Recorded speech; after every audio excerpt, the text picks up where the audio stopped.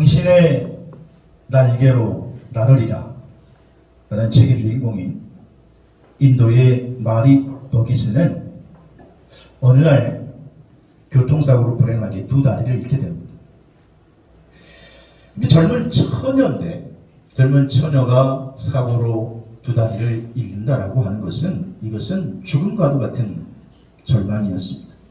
아니, 죽음보다 더 깊은 절망에 빠진 그녀는 자기에게 던져진 그 생소한 운명을 직면해서 그 운명과 치열하게 싸우면서 비로소 그녀 앞에 모든 것이 새로운 뜻과 의미로 다가오게 되죠. 그리고 마침내 절망을 딛고 절망의 세월을 뛰어넘어서 그녀는 불쌍한 한센병을 위한 의사가 되어서 수많은 인도인들의 존경을 받으며 훗날 저 책을 출간하게 됩니다. 그때 기자들이 물어보죠. 아니, 어떻게 하루아침에 닥친 그 불행을 잘 그렇게 견디고 자기의 삶도 버거울 텐데 다른 사람을 도와주고 섬기는 그 의사로서 오늘 수많은 인도인들의 존경을 받는 그런 자리에 이렇게 됐습니까? 질문하자 그녀는 이렇게 그 질문에 대답합니다. 나는 지금도 사실은 두 다리가 없는 것이 익숙하지는 않습니다. 나는 지금도 두 다리를 원했지만 하나님께서는 부활의 능력으로 제게 두 날개를 주셨습니다. 하나님은 다리가 없어도 살 수 있는 그녀가 아니라 다리가 없음으로 인해서 새로 태어나는 그녀를 원했고 그녀는 그것을 깨닫고 그녀가 새로 얻은 날개로 조금씩 비상하면서 그녀의 삶뿐만이 아니라 그녀보다 더 어려운 이들에게 조용히 사랑으로 다가가는 삶을 살고 있었던 것입니다. 그녀는 사실 인류 최고 상류층의 딸이었습니다. 그런데 그녀가 만약 두 다리가 그대로 있었다면 그녀는 아마 두 다리 때문에 하나님이 피롭지는 않았을 것입니다. 그러나 그 두 다리를 잃음으로 부활의 능력 되신 주님께서 그녀에게 두 다리 대신에 두 날개를 얻게 하셔서 그녀는 두 날개를 오히려 하늘을 나는 비상하는 삶을 살 수 있었던 것이죠. 우리 그리스도인에게는 이렇게 많은 간증들이 있는 분들이 많습니다.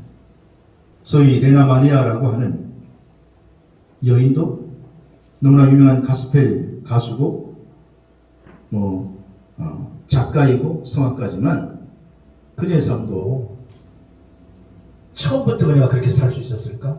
그렇지 않죠. 네, 레나 마리아는 두 팔이 없는 자매인데 너무나도 늘 밝고 경쾌하고 싱그러운 인생을 살아가죠. 어떻게 저렇게 불편한 몸으로 저렇게 밝게 살아갈까? 한 번은 레나 마리아가 일본에서 공연을 할 때 가스펠 가수니까 사회자가 묻더랍니다. 당신이 어떻게 그렇게 밝은 인생을 살 수 있습니까? 그때 레나 마리아는 하나님이 나와 함께 하시기 때문입니다.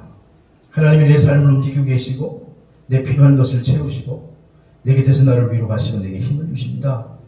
그러면서 그녀가 마지막으로 한마디 덧붙이기를 주님이 살아계시고 부활하셨다는 증거를 내라고 한다면 나는 지금 내 약한 육신 그리고 내 날마다 찬송하는 내 입술을 당당하게 보여줌으로 주님이 부활하셨다라고 하는 증거를 댈 것입니다 라고 고백을 하게 되죠. 절망하는 상황 속에서 그는 절망하지 않고 자신의 장애를 오히려 부활하신 주님과 동행하면서 그는 지금도 성악가로 운동선수로 작가로 승리로운 삶을 살아가는 그 놀라운 비결은 그녀 또한 마리 버기스나 레나 마리아나 그녀들 또한 부활하신 주님과 동행하는 삶을 살기에 이것이 가능하게 된 줄로 믿습니다. 오늘 본문의 말씀은 예수님이 승천하신 이후에 복음의 열쇠를 이어받은 이제 사도들이 복음을 증거합니다.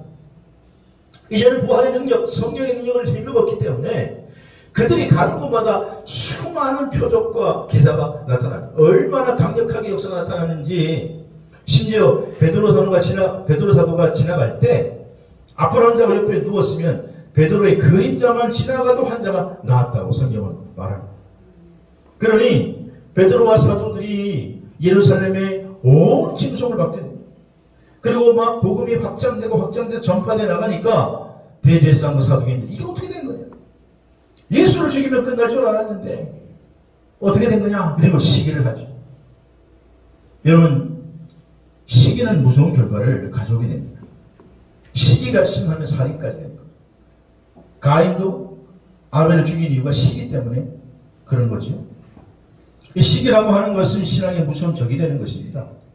많은 예루살렘의 사람들이 베드로와 사도들에게 집중이 되니까 이 사내들인 공회 권력자들이 베드로와 사도들을 잡아다가 옥에 가두어버렸어요. 감당이 안 되니까. 그런데 천사들이 베드로와 사도들을 또 구출해내면서 말씀하시기를 성전에서 너희가 서서 다시 이 생명의 말씀을 증거하라는 거예요. 너희들이 이제 너희들을 구출해냈으니 이제 도망가라, 피신해라. 그게 아니고 다시 생명의 말씀을 또 증거해라. 자, 지금 공회원들은 베드로와 사도들을 옥에 가둬놓고 그리고 이제 원로인 장로들을 다 초청해서 이 사람들을 신문하고 이제는 다시 밖에 못 나오게 옥에 다시 넣으려고 지금 준비를 해놨는데 어찌된 영문인지 옥에 이 사도들을 데리러 갔더니 사도들이 없는 거예요. 옥문은 분명히 잠겨있고 경비병도 지키고 있었는데 갇혀있는 사도들이 안 보인단 말이에요. 당황해가지고 두려워서 이게 도대체 무슨 일이냐? 그래가지고 어쩔 줄 몰라 하고 있는데 한 사람이 막 달려오더니 이들에게 얘기를 합니다. 사도들이 지금 저 성전에서 복음을 전하고 있습니다. 복음을. 그러니까 뭐라고? 그래서 다시 그 사람들을 체포해서 공회로 데리고 오는데 백성들이 막 환호하니까 백성을 두려워해서 강제로 하지 못했다. 성경은 그렇게 말하고 있어요. 지금 베드로와 사도들이 공회원들 앞에 서 있는 겁니다. 공회 앞에 서 있습니다. 여기 사내들인 공회원들이 누굽니까? 이 사람들이 사실 예수님을 잡아 죽인 사람들이거든요. 사내들인 공회원이라고 하면 70명 정도 되는 사람인데 유대 사회에서는 최고의 권력자예요. 뭐 지금 국회의원 비할 바가 아니에요. 이 사람들은 입법, 사법, 행정 모든 권한을 다 가지고 있는 사람들.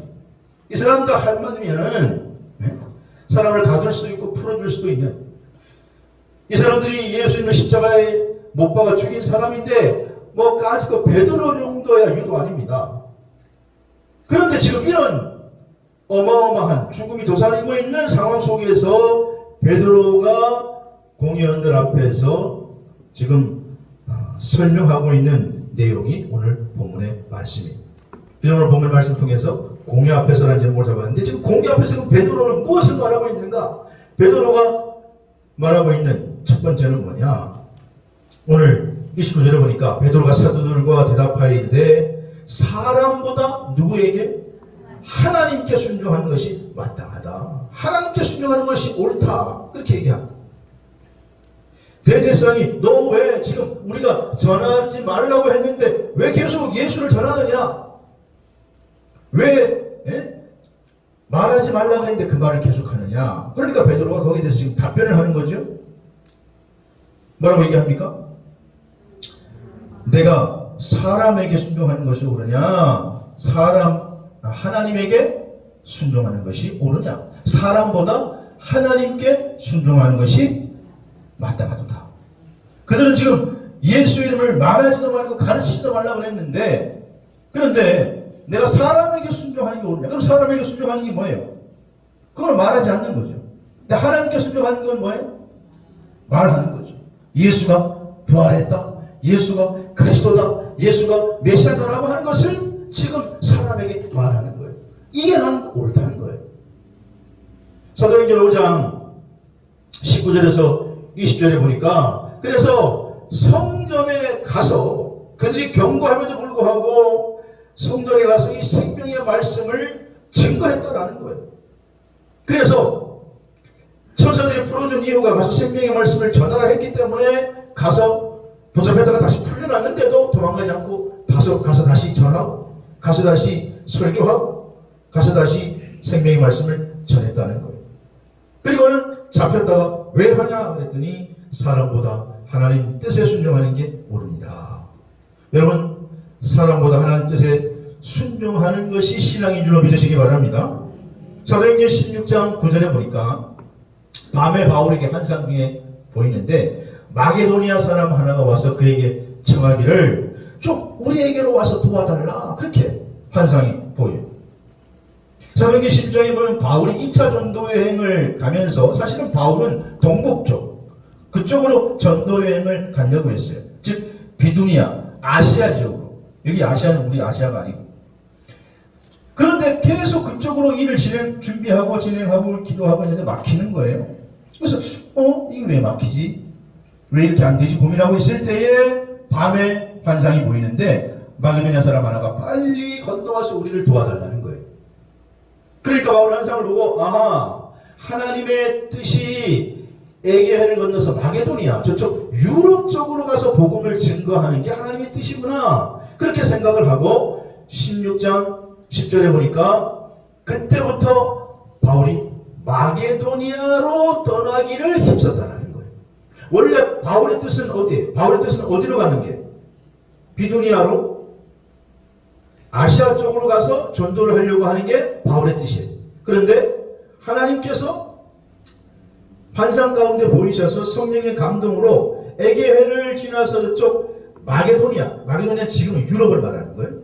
유럽 쪽으로 복음을 증거하기를 원하셨기 때문에 바울이 자기 뜻을 접고 하나님의 뜻에 순종해서 빌립보 지역으로 가게 돼요. 그래서 유럽 최초의 교회가, 개척지가 되는 교회가 무슨 교회? 빌립보 교회가 세워지는 거예요. 빌립보. 자기의 뜻은 비두니아로 가는 건데 성령의 뜻은 마게도니아로 가는 것이기 때문에 바울이 자기 뜻을 내려놓고 성령의 뜻을 따라 마게도니아 갔다는 거예요. 여러분, 믿음이라고 하는 게 뭐냐? 내 뜻과 하나님의 뜻이 다를 수가 있는데 그때 내 뜻과 하나님 뜻이 대치될 때 내 생각과 내 계획을 내려놓는 게 믿음인 줄로 믿으시기를 바랍니다. 우리가 과거에 우리 믿음의 조상들이 많이 부르는 찬양 중에 이런 복음성가, 여러분 옛날 복음성가, 주님 뜻대로 살기로 했네. 이거 아는 분들이면 좀 연식이 좀 된 분들이 옛날에 복음성가이기 때문에 옛날에 복음성가 주님 뜻대로 살기로 했네, 주님 뜻대로 살기로 했네, 주님 뜻대로 살기로 했네. 뭐예요? 뒤돌아서지 않겠네.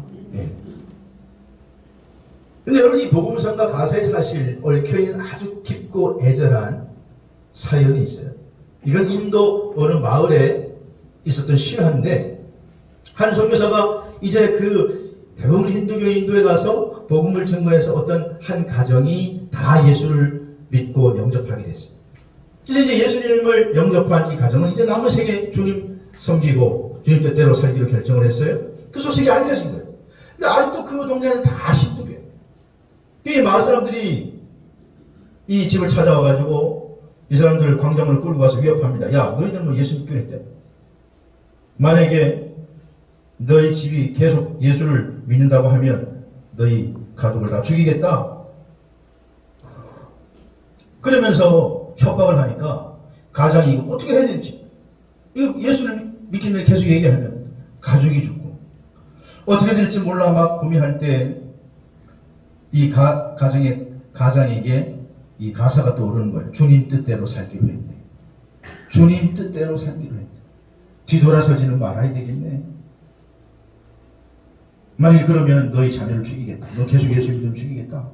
근데 이렇게 이 가장이나 주님 뜻대로 살기로 했다. 그러니까 가장이 보는 앞에 자녀들을 죽였어. 이번에는 이 마을 사람들이 아내를 세워놓고 아직도 그래도 믿음을 지키겠어? 아직도 예수 믿는다고 하겠어? 이번에는 아내를 죽이겠다는 거예요. 이 가장이 다시 찬양을 합니다. 이 세상 사람 날 몰라줘도 이 세상 사람 날 몰라줘도, 이 세상 사람 날 몰라줘도 뒤돌아서지 않겠네. 그 자리에서 아내를 또 처형을 합니다. 이제 마지막으로 너 한 번 기회를 줄 테니까 어리석은 짓 하지 말고 너만의 목숨을 구해라. 너 지금이라도 부인하면은 그러면 네 목숨만을 살려주겠다. 마지막으로 그 가장이 그렇게 얘기를 했는데 이게 예수를 버리라는 거예요. 근데 이 가장이 조용히 묵상의 장비들이 마지막으로 부른 찬양이 세상 등지고 십자가 보내, 세상 등지고 십자가 보내, 세상 등지고 십자가 보내, 뒤돌아서지 않겠네. 결국은 남자도 그 자리에서 순교하게 되고 마는 것입니다. 여러분, 그 가정이 순교한 이유는 단 하나, 예수 믿는다라고 하는 이유 때문에 순교하게 돼요. 근데 그 이후에 마을에 놀라운 일이 일어나는 거예요. 그 마을의 추장격인, 그 마을의 대표격인 분이 자기 마음속에 그 가족들이 죽어가고 마지막에 그 가장이 얘기하는 그 말이 뇌리에서 떠나지 않는 거예요. 아니 도대체 예수 믿는 게 뭔데? 자기 가족을 죽이겠다는데 그걸 다 죽어가면서도 부인하지 않는가? 어떻게 자기 목숨을 초계와같이 버리면서 포기하지 않는가? 고민하고 밤에 잠을 자지 못하고 번뇌에 휩싸이다가 나중에 이분이 복음을 받아들여. 야, 이게 생명이구나. 이게 바로 부활의 능력이구나. 받아들이게. 사랑하시는 여러분, 주님 뜻대로 산다는 것이 무엇입니까? 내 계획과 내 생각을 내려놓고 하나님의 뜻에 따라 사는 것이 이게 순종이고 믿음인 줄로 믿으시기를 바랍니다. 우리가 종종 믿음의 길을 걸어간다고 하면서도 우리는 사실 주님은 그저 우리의 삶에 나를 돕는 정도로 역할을 생각하기 쉽다라는 거예요. 그래서 우리가 주님 앞에 기도할 때 주님, 내 계획은 올해 이것입니다. 나 이거 반드시 이뤄야 됩니다. 꼭 성취해야 되니까 도와주십시오. 그리고는 주님을 단지 우리를 돕는 헬퍼로만 생각하기 쉽단 말이에요. 그러면 우리 주 예수 그리스도는 단순한 헬퍼가 아니고 여러분의 삶의 구주와 삶의 주인 되심을 믿으시기를 바랍니다. 그걸 믿는 게 믿음이라는 거예요. 그래서 지금 베드로는 이제는 그걸 깨달았기 때문에 공회 앞에서 지금 설교하는데, 여러분 지금 베드로가 설교하는 것과 제가 설교하는 것과 입장이 달라요. 제가 지금 여러분 설교합니다만은 설교를 조금 못한다고 해도 여러분이 뭐 나를 죽이기 하겠어요? 네? 오늘 뭐 좀 설교 준비 안 하셨나 보다 그렇게 생각하지. 근데 지금 베드로는 공회 앞에서 설교하는 것 자체는 죽는 거예요. 그런데 그는 죽음을 초월해서 이 협박에 대해서 이렇게 얘기하는 거예요. 사람에게 순종하는 것이 옳으냐, 하나님께 순종하는 것이 옳으냐. 하나님의 뜻에 순종하는 것이 믿음인 줄로 믿으시기 바랍니다. 공회 앞에서 지금 베드로의 설교 두 번째는 너희가 죽인 예수를 하나님이 살리셨다, 그렇게 당당하게 베드로가 고백해요. 오늘 3절 그러니까 너희가 나무에 달아 죽인 예수를 우리 조상의 하나님이 살리셨다, 이렇게 말씀합니다. 베드로가 한 발짝 더 나아가서 지금 공회원들의 아주 심장을 푹 찌르는 말로 니들이 예수를 십자가에 못 박았지 않느냐? 그런데 그 예수를 우리 조상 하나님이 살리셨다. 그러면서 베드로가 지금 조상을 끌고 들어가요. 조상. 유대인의 조상. 여러분 유대인의 조상은 누구예요? 예, 아브라함으로부터 시작된 이스라엘 백성, 하나님과 언약을 맺은 구원의 약속을 믿는 사람들이에요. 그들은 메시아를 믿는 사람들이에요. 메시아를 기다리는 사람들이에요. 메시아를 고대하는 사람들인데 메시아가 왔는데 오히려 그 메시아를 너희가 죽였지 않느냐?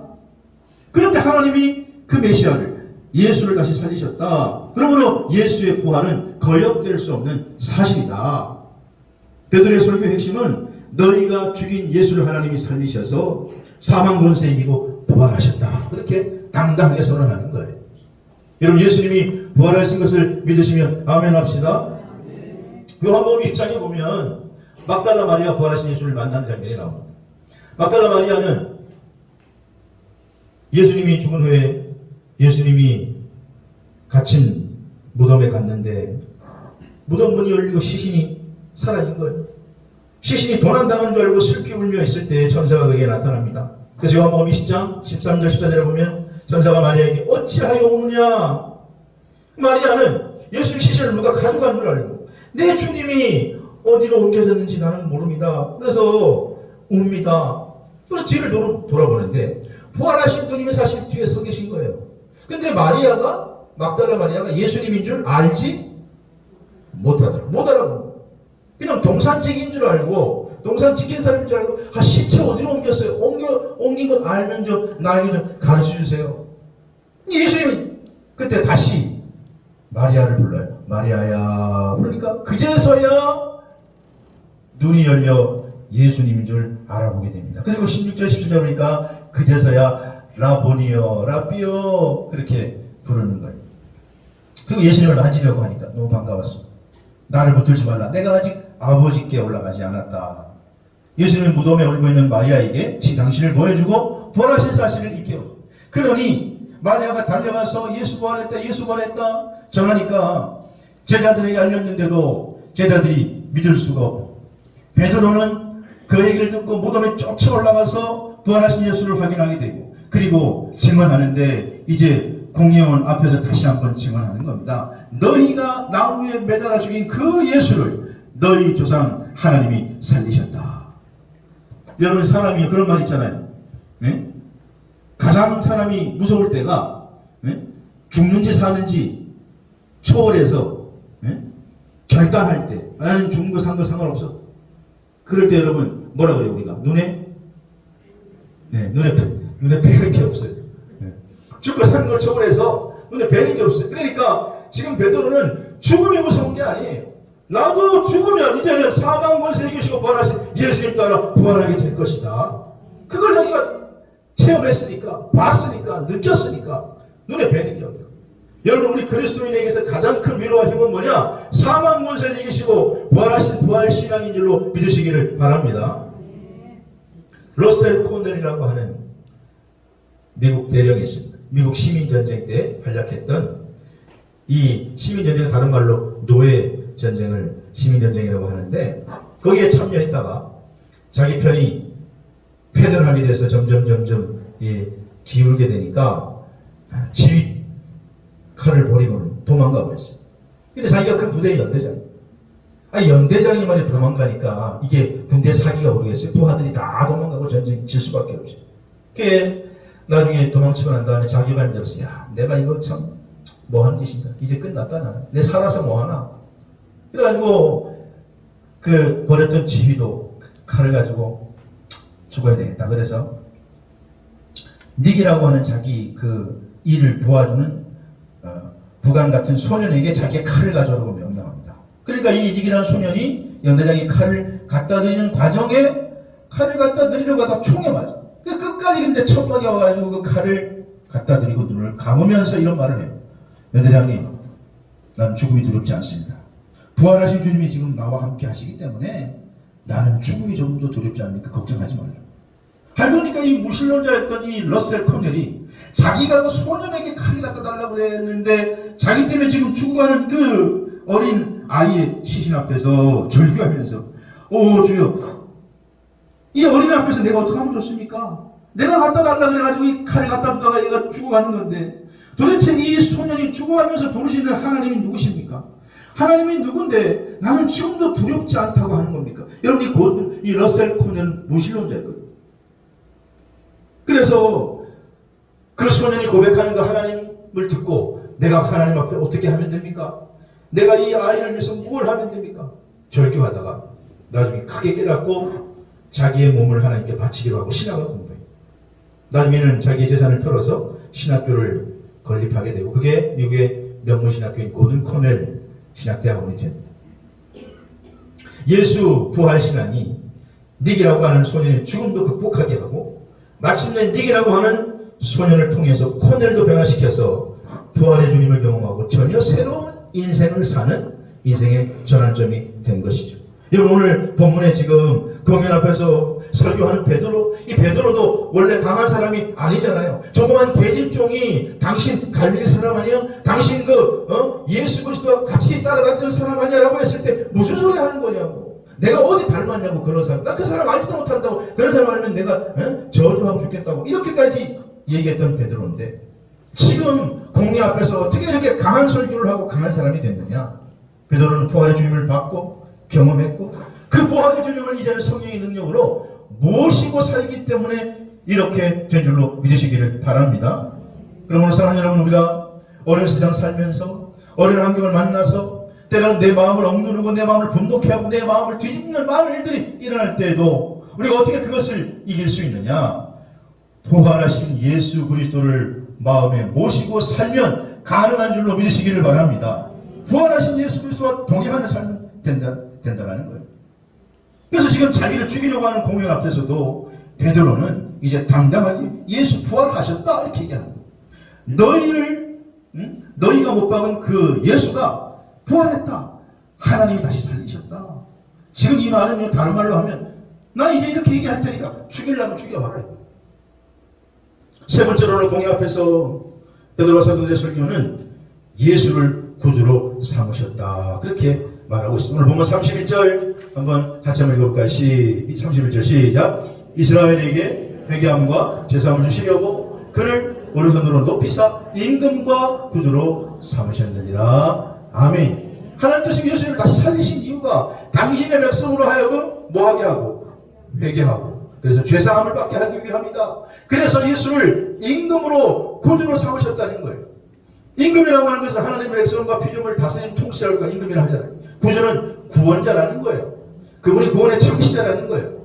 다시 말하면 임금과 구주는 메시아의 인성과 신성을 표현한 것입니다. 부활하신 예수 그리스도가 온 인류의 메시아라는 거예요. 그분이 메시아인 줄 믿으시기를 바랍니다. 누가복음 7장에 보면 예수님이 십자가길을 가시기 전에 바리새인 시몬의 초대로 베다니에서 그 집에 들어가시잖아요. 누가복음 7장 37절 이하에 보니까 근데 그 동네에 죄인인 한 여자가 있었어요. 시몬이 집에 있을 때에 그 향유를 그 여자가 예수님께 붓고 머리털로 예수님의 발을 씻기고 예수님 발에 입 맞추는 그런 상황이 바리새인 시몬의 집에 발생합니다.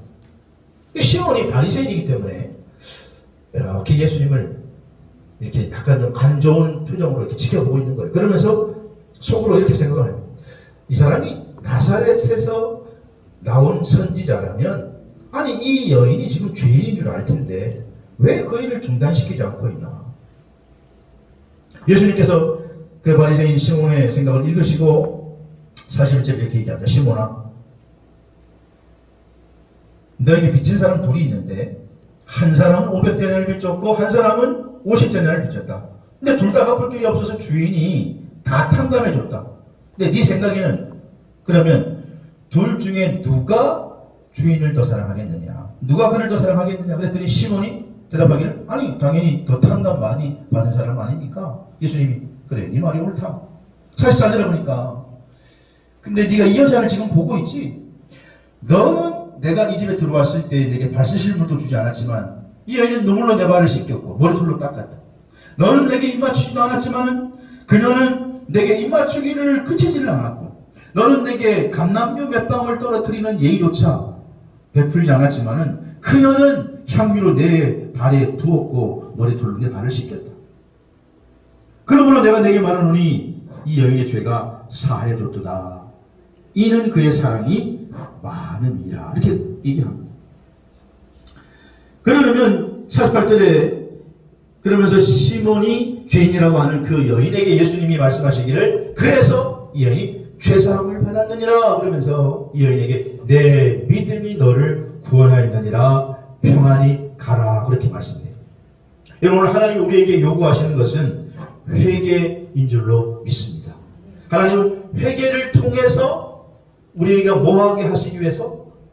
죄사함 받게 하기 위해서 그리고 구원받게 하시기 위해서 하나님의 아들을 오늘 이 땅에 보내셔서 십자가 대속물로 죽게 하시고 결국 사망 권세 이기시고 부활 승리하신 줄로 믿습니다.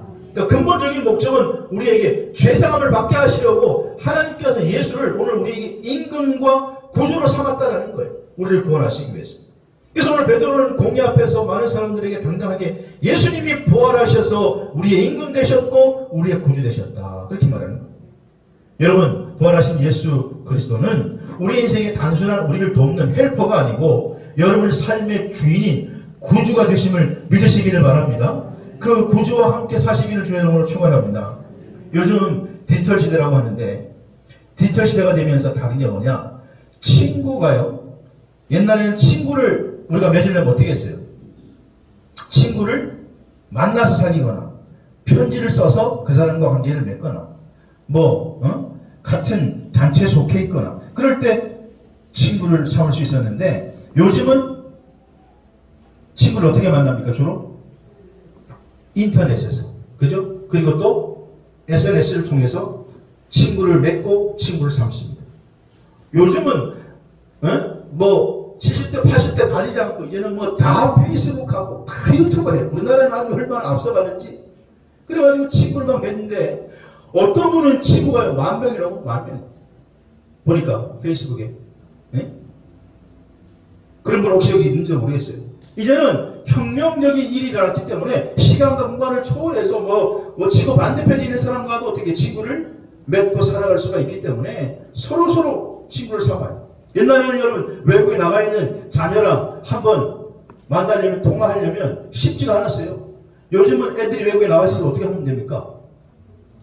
요즘은 다 카톡으로 서로 통화하거나 영상통화도 공짜로 할 수 있어요. 영상통화. 이제는 친구가 지역과 공간과 문화를 초월해서 친구를 맺을 수가 있는데 여러분은 혹시 몇 명이나 친구가 있으세요? 팔로워 되어 있는 친구가 몇 명이나 있으세요? 옥스퍼드 대학의 노빈 덤버라고 하는 박사는 우리에게 얼마나 많은 친구가 필요한가라고 하는 책을 썼는데 How many friends does one person need? 우리에게 얼마나 많은 친구가 필요한가? 이런 책 그림이 있어요. 근데 이 노빈 덤버 박사는 한 사람이 진짜 친구를 맺을 수 있는 최대 몇 명이 친구를 맺을 수가 있느냐? 사람이 친구를 맺으려면 최대한 친구를 맺는 그 친구의 그 한계가 여러분 몇 명 같아요? 150명이 최대의 한계치래요. 사람이. 이 박사는 이것을 덤버의 법칙이라고 이 박사의 주장을 얘기하는데 우리가 친구를 맺으려고 하면 의미 있는 친구가 되는 그 한계가 150명 선이래요. 150명. 내가 기억하고 내가 관계를 맺을 수 있는. 근데 최근에 뇌과학 연구소에서 이 덤버 박사의 이론을 증명을 했어요. 그래서 뇌가 인지할 수 있는 능력이 인간이 최대 몇 명까지라고요? 150명 최대 한계치라는 거. 여러분 저도 우리 교인들은 웬만히 다 이름을 기억하는데 연합회 활동도 하고 다른 지방의 활동도 하고 그러니까 다른 교인들 이름은 잘 몰라요. 머리가 나빠가지고 목사가 교인들 이름을 잘 알아야 유능한 목사인데 잘 기억을 못해요. 다른 사람들은 잘 몰라요. 근데 활동을 많이 하다 보니까 다른 사람들이 나를 아는 체를 할 거 안 할까요? 할 거 아니에요. 목사님 저번에 사회 보시고 해. 근데 보면 모르는데 목사님 인사를 해요. 그러면 제가 꾀가 생겨가지고 이제는 머리는 아프지만 딱 봐가지고 연세가 좀 있다 그러면 뭐라 그러는 줄 아세요? 연세가 좀 있으면 권사님 반갑습니다. 반갑습니다. 잘 지내시죠? 약간 젊으면 뭐라 그래요? 약간 젊으면 집사님 반갑습니다. 잘 계시죠? 그러면 얼추 맞아요. 연세가 있으시면 권사님 좀 젊으시면 집사님. 잘 기억을 못해요. 근데 여러분 디지털 시대를 살아가면서 우리가 10,000명이 넘고 수천 명이 넘는 친구를 사귀어도 정말 진짜 친구는 몇 명을 못 넘긴다고요? 이게 뇌에서는 150명을 넘기지 못하는데 150명. 그 이상은 잘 의미도 없고 기억도 못한다는 거예요 사실. 여러분 그런데 우리 그리스도인에게 있어서 진짜 좋은 친구는 누구냐? 진짜 좋은 인맥은 부활의 예수 그리스도이신 줄로 믿습니다. 부활하신 예수님이 우리의 진짜 친구고 우리의 영원한 친구고 진짜 우리에게 중요한 인맥이요 힘이 되는 줄로 믿으시기를 바랍니다. 우리가 사업에 성공하려면 절친한 동업자가 있어야 되겠죠. 그러나 신앙에 성공하려면 진실한 믿음의 동업자가 있어야 되는데 우리가 영생에 또한 성공하려면 영생을 얻으려면 부활의 예수 그리스도를 내 구주와 주님으로 삼아야 될 줄로 믿습니다. 이게 진짜 우리 성도의 인맥이 되어야 된다는 거예요. 예수님을 친구로 못 삼으면서 무슨 신앙생활을 합니까? 오늘 공의 앞에서 베드로는 죽고 사는 문제가 결정되는 그 장소임에도 불구하고 죽음과 삶이 교차되는 그 시점에서도 누구보다도 베드로는 당당하게 오늘 사람에게 순종하는 것이 옳으냐 하나님께 순종하는 것이 옳으냐. 죽일 테면 죽여봐라. 나는 하나님께 순종할 것이다. 너희가 죽인 예수를 하나님이 살리셨다. 그러므로 나는 부활의 증이다. 그리고 그 부활의 주님께서 우리의 임금과 구주가 되셨다. 그렇게 선포합니다. 오늘 우리도 베드로처럼 이제는 당당하게 부활의 증인으로 살아가시는 저와 여러분 되시기를 주의 이름으로 축원합니다.